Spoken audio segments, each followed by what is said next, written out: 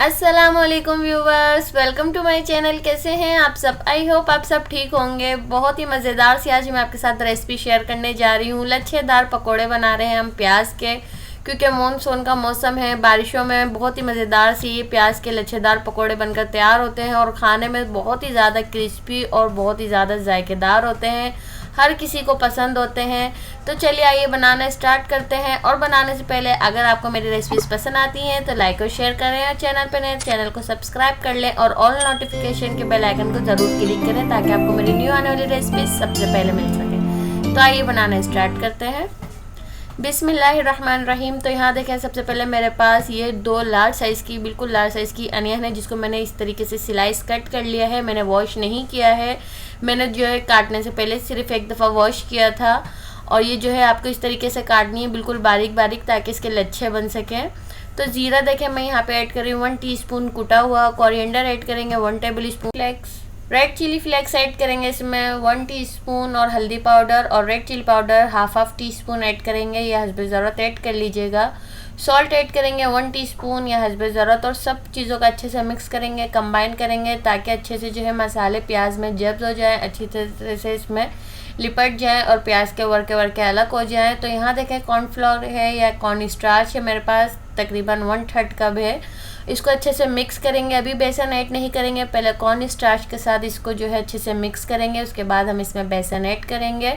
और पानी तो बिल्कुल भी अभी शामिल नहीं करेंगे, क्योंकि जब हमने इसमें सारे मसाले मिलाए हैं तो प्याज गीली होती है, तो इसमें जो है नमक जब हम ऐड करते हैं, स्पाइसेस ऐड करते हैं, तो प्याज अपना पानी छोड़ती है। तो इस वजह से हम पहले जो अच्छे से मिक्स करेंगे, कंबाइन करेंगे हर चीज़ों को।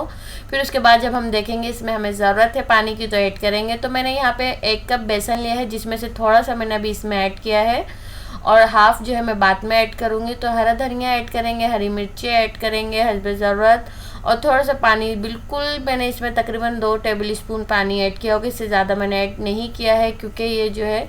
और यहाँ देखें मैंने इसमें तकरीबन 1/4 टीस्पून इसमें मैंने जर्दे का कलर भी ऐड कर दिया है। फूड कलर आप ऐड कर लीजिएगा, जर्दे का रंग। तो यहाँ मैंने ऐड कर दिया है। देखें यहाँ पे आप इसका कलर देखें और इसकी थिकनेस देखें, बिल्कुल हमें इसी तरीके से चाहिए। तो अब जो है हम इसमें ऐड करेंगे लास्ट में अजवाइन।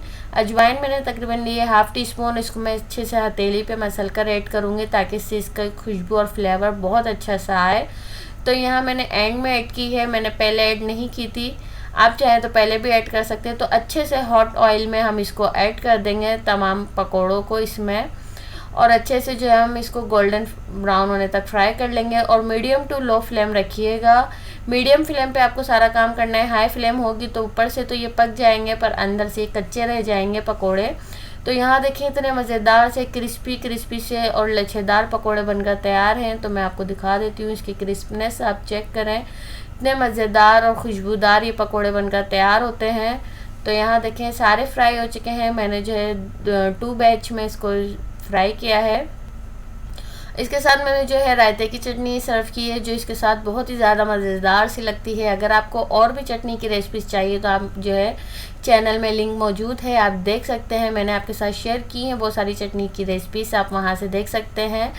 तो बहुत ही मज़ेदार से मानसून स्पेशल में बहुत ही ज़्यादा मज़ेदार से लच्छेदार पकोड़े को एंजॉय करिए, और मुझे कमेंट करके बताइए कि आपको मेरी रेसिपी कैसी लगी। तो आई होप व्यूवर्स आज की रेसिपी आपको मेरी पसंद आई होगी। पसंद आई तो लाइक और शेयर ज़रूर करिएगा, और मेरे चैनल पर नए तो मेरे चैनल को सब्सक्राइब कर लें और बेल आइकन को क्लिक करें, ताकि आपको मेरी न्यू आने वाली रेसिपीज़ की नोटिफिकेशन सबसे पहले मिल सके। तब तक के लिए अपना बहुत सारा ख्याल रखिएगा और मुझे दुआओं में याद रखिएगा। तो फिर मिलेंगे इंशाल्लाह एक नई रेसिपी के साथ। तब तक के लिए अल्लाह हाफिज़।